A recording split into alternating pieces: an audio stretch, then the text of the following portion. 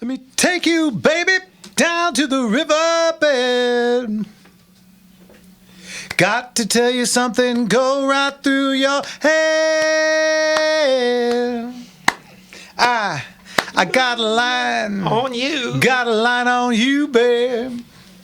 I got a line on you, babe. Welcome back, everybody, to Gunslingers right here on the Gunslinger Syndicated Radio Network. That's us. Yeah. All right. Well, apparently nobody wants to talk on the phone, so Well, you know what? I got one to throw out then.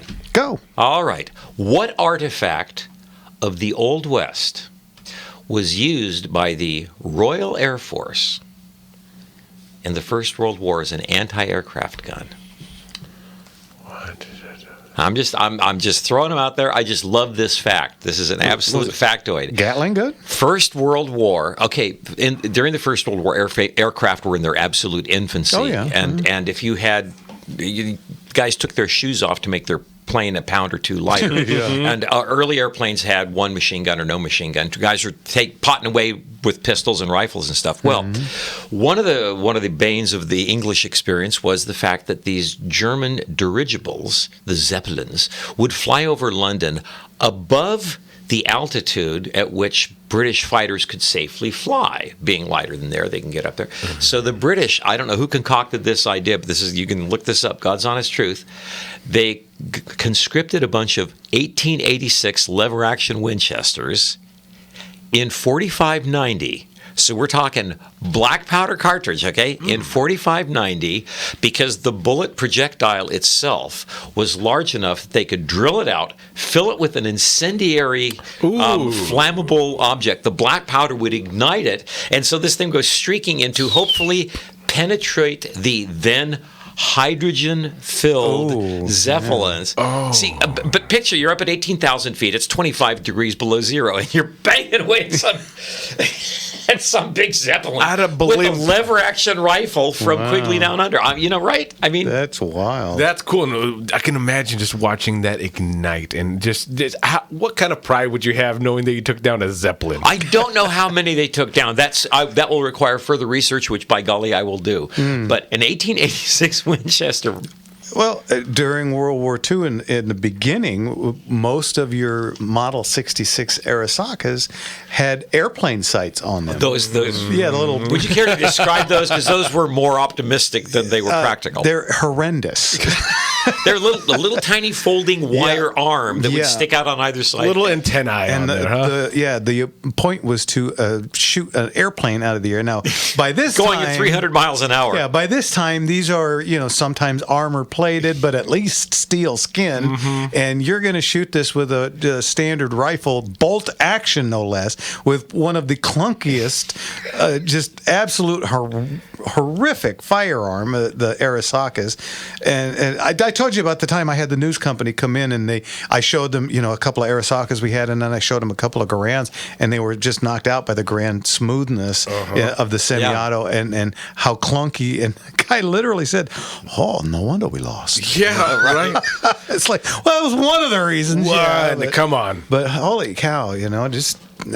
We were talking about a Canadian militia that was armed with a very rare edition of a Winchester lever-action rifle during the Second World War. Wow. And these guys were all either too young or too old to serve in the military forces.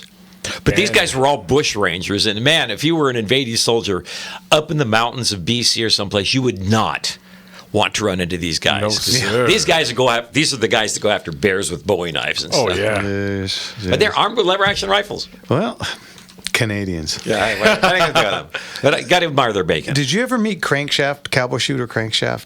What a great alias. I cannot say that I did. It suited him to a T. He was about 5'4", kind of shaped like a bowling ball with legs. I'm sorry, a bowling pin with legs, not bowling ball. I know that guy too. Well, yeah, there's that. He didn't shoot. When I first started in '98, he was barely shooting because his legs were getting bad. And it turns out he was one of the Canadian Devil's Brigade. Yeah. Okay, big respect for that. Right? And I had no idea until he passed away, and his wife came in with some of his stuff and asked me to sell it for her at auction. And I was just absolutely knocked out. I had no idea. We just thought he was just this cranky old dude that, just... There was a reason for that. He would shoot, and as a timer, you're standing behind the shooter and you're holding the timer up trying to get a good time. You'd have to put your hand on his back for the shotgun because he couldn't... his legs had gotten so feeble that he couldn't take the recoil, and he would kind of stumble back. So, you just got to the point where I just hold him up a little bit and hold the timer on him. And I always got along with him okay, but boy, I seen him bark at some folks. It's like I said, crankshaft really suited the bill. Legs might have been weak, but that voice was still working, huh? Oh, yeah.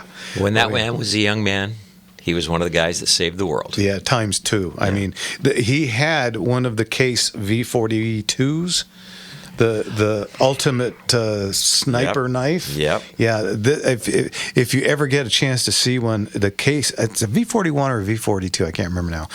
These things were only handed out to special forces during World War II, and it was made by the Case company, and it's a dagger, and at the other end, it had a lovely little thing called the Skull Crusher. Ooh. Yeah. Yeah. Oh, yeah. And it came with this just obnoxiously long and ugly scabbard, that would tie to your leg. And these things, it had a fingerprint on the back of the blade. So when you would, the whole point of this was to grab them around the neck and come forward, and your thumb would fit into that fingerprint, and that's why it was there.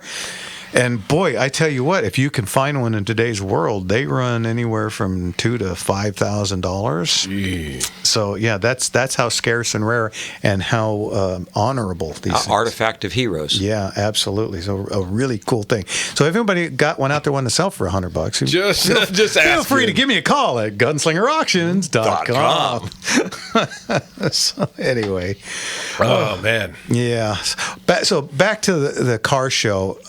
It was a lot of fun. We got to see a whole bunch of neat cars. You guys, third Sunday, if you're ever out and about, stop by. It's in Anaheim. Yep. It's right by Angel. I mean, it's a good solid triple away from Angel Stadium. So I mean, but what is that, like maybe a mile and a half, perhaps? Maybe. Probably just about. And I mean, directly off the freeway, you take about 2 rights and left, and you're there. Yeah, it's so simple to get to, and it's in a cul-de-sac, let's say. Mm-hmm. So once you get down the street, you're going to run right into it. Yeah, and all the buildings are closed, so everybody gets to use all the parking lot because there's several places around. Oh, there you go. That's us. That's it. Yeah, no, that's if you're online, that's my car lineup right there, and the little 32 we had to push to get there. She made it though. She made it. Yeah. So it was a lot of fun. We had a lot of people come up and talk to me about the cars, and everybody loved the movie. Everybody is always talking about American Graffiti. Oh, my favorite movie! And one guy said, "I just saw that movie last night. Oh my God!" It was so it was a lot of fun.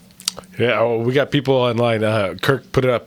Parking was most packed yet this last auction. Yeah, the inside was packed wall to wall. Yeah, we had standing room only for 2/3 of the auction. And there's plenty of tables and chairs out there. And still, you guys showed up, showed out, and had a great time. Well, and speaking of auction, guys, we're now booking for February. Yep. Okay, which everybody's, I've been isn't there one in December?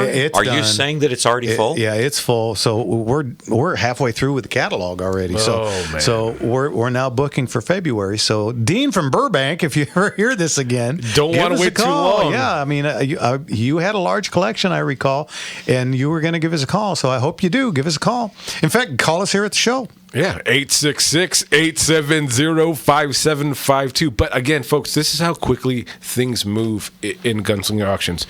We're 3 months away from our December auction. We're already filling up from February. Our next one, I think we're planning to kind of space them out a little differently. So I'm not sure exactly what we're going to do for next year. May, June. I think we're going to go back to May. Yeah. I don't know. And hopefully we don't have to do another 2-dayer. Yeah. It was interesting, but... it was tiresome. Yes, a long weekend. Yeah, it was a long weekend. Don't sit on your laurels for too long, because by the time all this comes out and we're moving along, and you said, "Oh, I'll get to the next one," we may be booking for next December already as quickly as things are piling up. So make sure you're coming in. Bring them both.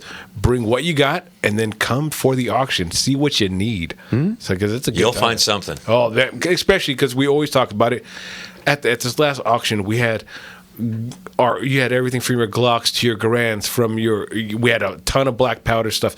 I mean, we touch on everything here, folks. We had that machine, The Ice House. the Ice House. The Ice House. Come on, we got everything here, folks. That's an X machine gun been converted to semi-automatic in 7.62 by 54. Someone got Mono got that, right? I believe so. Did he? Oh, Yeah. big smile on his face. Yeah. The old Russian Maxim. If I recall correctly. It's got the little thing That have the little armor shield. plate and everything. Yeah, and the cast iron wheels and stuff. the cast iron wheels and the little water cooler off to the side. Yeah, Yeah, because we've even had cannons. We had that big one a couple years ago. Oh, yeah. That was I remember that's when we still brought guns to the Yeah. auction. We had to lug that thing over there for people to was see. that a pain in the butt? So, man, just get your eyes ready, get your bodies ready, because this next one's going to be just as big and just as fun. So, come on, guys. All right, you're listening to Gunslingers right here on The Gunslinger Syndicated Radio Network. And Leon, before we go, give us the phone number. Yeah. That number is 866-870-5752. Again, 866-870-5752. We'll be right back. Yep.